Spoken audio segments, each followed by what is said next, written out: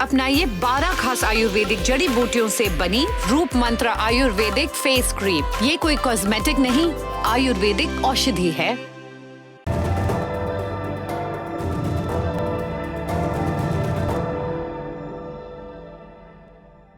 नमस्ते, मेरा नाम सौरभ द्विवेदी है और ये लल्लन टॉप का अंतरराष्ट्रीय प्रसंगों से जुड़ा कार्यक्रम दुनियादारी है। आज बात एक प्रायद्वीप की करेंगे। ये बहुत खूबसूरत है, प्राकृतिक संसाधन भी हपक्के हैं। कुछ बरस पहले तक ये ऑटोनॉमस था, लेकिन अब इसका भविष्य एक पुरानी कड़ी से जुड़ गया है। एक पक्ष कह रहा है घर वापसी हो गई और दूसरा कहता है भाई साहब ये तो अवैध कब्जा है। किस इलाके की बात कर रहे हैं? तकरार में शामिल पक्ष कौन से हैं? झगड़े का ऐतिहासिक पहलू क्या है और इन सब के पीछे एक गिफ्ट की भूमिका क्या है? सब पर विस्तार से बात करेंगे। क्यों बात करेंगे?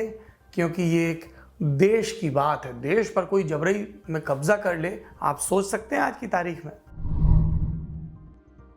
ये कहानी क्रीमिया की है।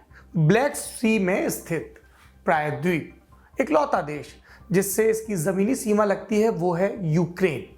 क्रीमिया का एक और पड़ोसी है रूस। दोनों समंदर के जरिए जुड़े हैं।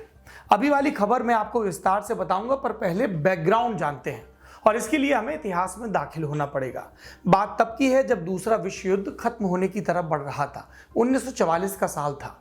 क्रीमिया का सबसे बड़ा शहर सेवस्तोपोल ये बुरी तरह से ध्वस्त हो चुका था। जर्मन सेना ने यहाँ भयानक तबाही मचाई थी। 1941 में ही जर्मनी ने क्रीमिया पर कब्जा कर लिया था और 3 साल से छींचा-लेदर करने में लगे थे। उससे पहले तक क्रीमिया रूस का हिस्सा हुआ करता था। स्टालिन को जर्मनी के हमले की उम्मीद नहीं थी। उसने हिटलर के साथ संधि कर रखी थी। दोनों की आपसी सहमति थी कि जर्मनी और सोवियत संघ एक दूसरे के मामले में टांग नहीं अड़ाएंगे। लेकिन वो हिटलर ही क्या जो अपना ईमान रखे। उसे अपने साम्राज्य का विस्तार करना था, उसने वही किया। हिटलर ने स्टालिन को धोखा दिया। जून 1941 में जर्मनी की सेना सोवियत संघ में घुस गई। स्टालिन हमले के लिए तैयार नहीं था। सोवियत संघ शुरुआती मोर्चे पर मात खा गया और फिर स्टालिन का हुक्म जारी हुआ और समूची आबादी जंग में उतर गई। कुछ ही महीनों में जर्मनों के पैर उखड़ने लगे, सेना वापस भागने लगी। क्रीमिया का भी यही हाल था। यहां से जर्मनी को निकालने में 3 साल लग गए। 1944 की शुरुआत तक सोवियत संघ की रेड आर्मी ने क्रीमिया को खाली करा लिया, इलाका खाली करा लिया। लेकिन एक चीज थी जो शासक के दिमाग में भर गई, एक शक। कैसा? कि यहाँ की आबादी का एक हिस्सा गद्दार है। वो नाजियों का यानी जर्मन सैनिकों का सहयोग कर रहा था। और गद्दारी का आरोप किन लोगों पर लग रहा था? ये थे तातार मुस्लिम, मंगोलों के वंशज, जिन्होंने कई सदियों तक क्रीमिया पर शासन किया था। जब 1783 में रूस की महारानी कैथरीन द ग्रेट ने क्रीमिया पर कब्जा किया, उसके बाद से तातारों की हैसियत घटने लगी और वो अपने मुल्क में ही दोयम दर्जे के हो गए। बीच में कुछ वक्त ऐसा रहा जब रूस को क्रीमिया पर दावा छोड़ना भी पड़ा, लेकिन वो फिर वापस आया और मजबूती के साथ आया। 1917 के बरस में जब बोल्शेविक क्रांति हुई, रूसी क्रांति हुई, रूस में ज़ारशाही का अंत हुआ, उसके बाद से ये दावा मजबूत हुआ। 1922 में स्टालिन सोवियत संघ का सर्वेसर्वा बन गया और इसके साथ ही लेबर कैंप, गुलाग और तानाशाही का दौर शुरू हुआ। क्रीमिया के तातार भी स्टालिन के निशाने पर थे, लेकिन वो एक मौके की तलाश में भी थे और ये मौका मिला एक रिपोर्ट की शक्ल में। अप्रैल 1944 में सीक्रेट सर्विस का मुखिया लावरेंत बेरिया एक फाइल लेकर स्टालिन से मिला। इसमें उन तातार मुस्लिमों की लिस्ट थी जिन्होंने जर्मन सेना का सहयोग किया था। कुछ गिनती के लोग थे, कठोरतम सजा तय थी। स्टालिन ने कुछ देर के लिए फाइल पर नजर डाली, अपनी कलम से कुछ आड़ी तिरछी लकीरें खींची और फिर फाइल वापस लौटा दी। स्टालिन जो सिगार फूंक रहा था, दोनों एक दूसरे के पूरक माने जाते थे, उसने ये लकीरें खींचने के बाद धुआं उड़ाया और अपना वीभत्स ठहाका लगाने लगा। इस ठहाके का असर कुछ दिनों के बाद दिखने वाला था।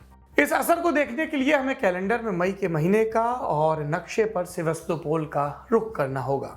यहाँ शांति लौट रही थी, जंग खत्म हुई थी, लोग जिंदगी को जोड़ रहे थे। बरसों बाद उन्हें अच्छी नींद आनी शुरू हुई थी, लेकिन अचानक ही उनके घरों के दरवाजों पर दस्तक पड़ने लगी। दरवाज़ा खोला तो बाहर सोवियत सैनिक खड़े थे, बंदूकों से लैस और लैस एक फरमान से, 15 मिनट में अपना सामान समेट लो, तुम्हें यहाँ से बाहर निकलना है, ट्रेन तुम्हारा इंतजार कर रही है। किसी ने ऐतराज़ किया तो गोली मार दी जाएगी। यानी सोचने समझने का वक्त खत्म हो चुका था। लोगों ने घर से ज़रूरी सामान उठाया और कतारबद्ध होकर चुपचाप चलने लगे। फिर उन्हें मालगाड़ियों में ठूसा गया और गाड़ी चल पड़ी। 18 दिन बाद रुकी। स्टेशन का नाम था साइबेरिया। भयानक ठंड, जहां पर स्टालिन ने यातना शिविर बना रखे थे। कैदियों को कम खाना और बेपनाह मेहनत करवाई जाती थी। क्या यह सिर्फ सेवेस्तोपोल के तातारों के साथ हुआ? नहीं, पूरा क्रीमिया स्टालिन की खप्त की चपेट में आया। एक दिन में 2,30,000 तातारों को अलग थलग कर दिया गया। उज़्बेकिस्तान, साइबेरिया और यूरल पहाड़ियों के बंजर इलाकों में फेंक दिया गया उन्हें। अब उन्हें जैसे अपने नसीब के सहारे जिंदा रहना हो। क्या वो जिंदा रह पाए? आगे बताएंगे, पर पहले ये जान लें कि इस फैसले के पीछे स्टालिन का इरादा क्या था। उसका मकसद था कि क्रीमिया में तातारों को हटाकर ज़्यादा से ज़्यादा स्लाव लोगों को बसाना, ताकि इस इलाके को हमेशा के लिए रूस के नियंत्रण में रखा जा सके। स्लाव रूस के मूल निवासी माने जाते हैं। स्टालिन अपने मंसूबे में कामयाब हुआ और रूस को फायदा भी हुआ। 70 साल बाद जब एक जनमत संग्रह हुआ, इसमें क्रीमिया के लोगों से पूछा गया, आप रूस में शामिल होना चाहते हैं या यूक्रेन में? और 95% लोगों ने रूस वाला विकल्प चुना। हिस्सा लेने वाले अधिकतर लोग स्लाव थे, जिनके पूर्वजों को स्टालिन के समय बाहर से रूस के दूसरे हिस्सों से लाकर यहाँ बसाया गया था। इसलिए इस रिजल्ट का सहज अनुमान लगाया जा सकता है और पूरे विवाद की जड़ भी यही जनमत संग्रह है। अब आपके मन में 2 सवाल उठ रहे होंगे। एक तो ये कि जब क्रीमिया रूस का हिस्सा था तो इस खेल में यूक्रेन कहाँ से आ गया, और दूसरा ये कि जनमत संग्रह आखिर करवाया ही क्यों गया। एक एक करके जवाब जानते हैं। हमने दुनियादारी की शुरुआत में आपसे कहा था कि इस कहानी में एक गिफ्ट वाला एंगल भी है, वो जान लीजिए। 5 मार्च 1953 सोवियत तानाशाह स्टालिन की मौत होती है। फिर सितंबर में 1953 के साल में ही सत्ता की चाबी पहुंचती है निकिता क्रुश्चेव के पास। क्रुश्चेव स्टालिन की नीतियों से खफा थे, इसलिए उन्हें जब मौका मिला उन्होंने स्टालिन को खारिज करना शुरू कर दिया। और इसी की एक कड़ी थी होलोडोमोर की भरपाई। अब ये होलोडोमोर की भरपाई क्या है? यूक्रेन में 1932-33 के साल में भयानक अकाल पड़ा था। इसके पीछे स्टालिन की गलत नीतियां थी। इस अकाल में अनुमान है कि 70 से 90 लाख लोग मारे गए थे। इस घटना को होलोडोमोर कहा जाता है। तो होलोडोमोर यूक्रेन में हुआ, जिम्मेदार स्टालिन था, और इसकी वजह यूक्रेन 1665 में ही रूस के साम्राज्य का हिस्सा बन गया था। लेकिन इस अकाल के बाद वहां विरोध के स्वर उठने लगे। निकिता क्रुश्चेव ने इसे रोकने के लिए उदार तरीका अपनाया। उन्होंने रूसी साम्राज्य में मिलने की 300वीं सालगिरह के मौके पर यूक्रेन को गिफ्ट दिया, और ये गिफ्ट था क्रीमिया। और इस तरह से 1954 में क्रीमिया यूक्रेन के पास चला गया। चूंकि यूक्रेन तब सोवियत संघ का हिस्सा था, इसलिए उस वक्त इस उदारता का ज़्यादा असर नहीं पड़ा। लेकिन असर 1991 में पड़ा, जब सोवियत संघ का विघटन हो गया। यूक्रेन ने क्रीमिया समेत आज़ादी की घोषणा कर दी। क्रीमिया में बहुसंख्यक थे स्लाव। उन्हें यूक्रेन का राज पसंद नहीं आया। उनका ईमान रूस के साथ मिला था। लेकिन विघटन के बाद रूस की हालत खुद खराब थी। वो कहाँ दूसरे के फटे में टांग अड़ाता। इस बीच यूक्रेन की नज़दीकी यूरोपियन यूनियन के साथ बढ़ी। उद्योग धंधों का विकास हुआ, इंफ्रास्ट्रक्चर बेहतर हुआ, और इसी क्रम में रूस से उनका नाता कम हो गया। पर यह स्थिति बदली जब व्लादिमीर पुतिन रूस के राष्ट्रपति बन गए। उन्होंने रूस को पुरानी ताकतवर पोजीशन में लौटाना था। क्रीमिया हमेशा से उनके एजेंडे में था, और इस एजेंडे को पूरा करने का पुतिन को मौका मिला 2010 में, जब विक्टर यानुकोविच यूक्रेन के राष्ट्रपति बने। यानुकोविच रूस के करीब थे, राष्ट्रपति यूक्रेन के, करीब रूस के, और वो पुतिन की छत्रछाया में रहना चाहते थे।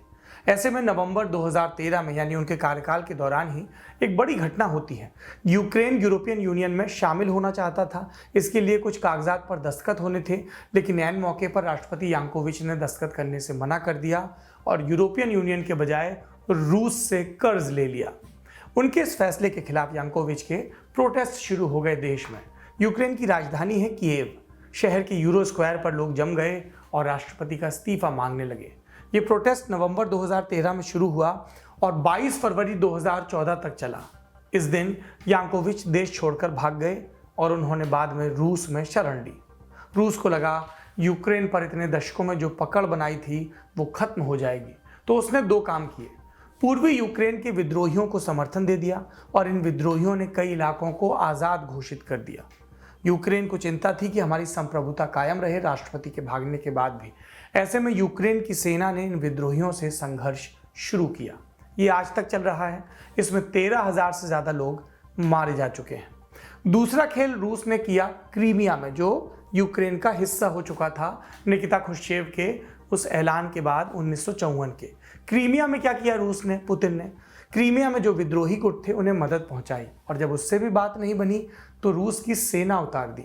यूक्रेन रूस के इस हमले का, जो क्रीमिया में हमला हुआ, जवाब नहीं दे पाया। रूस ने बड़ी आसानी से क्रीमिया पर कब्जा कर लिया।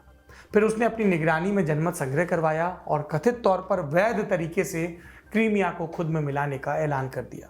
18 मार्च 2014 को रूस ने रिपब्लिक ऑफ क्रीमिया और सेवस्तोपोल को रूस का प्रांत यानी कि स्टेट घोषित कर दिया। यूक्रेन इससे नाराज हुआ, लेकिन वो अकेले रूस से नहीं निपट सकता था। उसने यूरोपियन यूनियन से और दूसरे विकसित देशों से मदद मांगी, और मदद में क्या मिला? निंदा। यूक्रेन के दोस्तों ने जनमत संग्रह को अवैध बताया, आरोप लगाया कि वोटिंग रूसी सेना की निगरानी में हुई। यूरोपियन यूनियन ने कुछ प्रतिबंध लगाए, नेचुरल गैस के एक्सपोर्ट पर पाबंदी लगाई, लेकिन इससे ज़्यादा कुछ नहीं। हम जानते हैं कि दुनिया में कई अलग अलग बॉडीज़ हैं, यूएन है, यूरोपियन यूनियन है, कई देशों के समूह हैं। ऐसा ही एक समूह है G8, उद्योग धंधों में अव्वल टॉप 8 देशों का समूह। इसमें रूस भी शामिल था, लेकिन बाकी 7 देशों ने मिलकर रूस को इस हरकत के बाद बाहर निकाल दिया। कुछ मोहलत दी बाहर निकालने से पहले कि आप क्रीमिया से बाहर निकल जाओ, लेकिन रूस ने इस धमकी को, इस मोहलत को अनदेखा कर दिया। इसके चलते 2 बरस तक रूस की अर्थव्यवस्था को चोट भी पहुंची।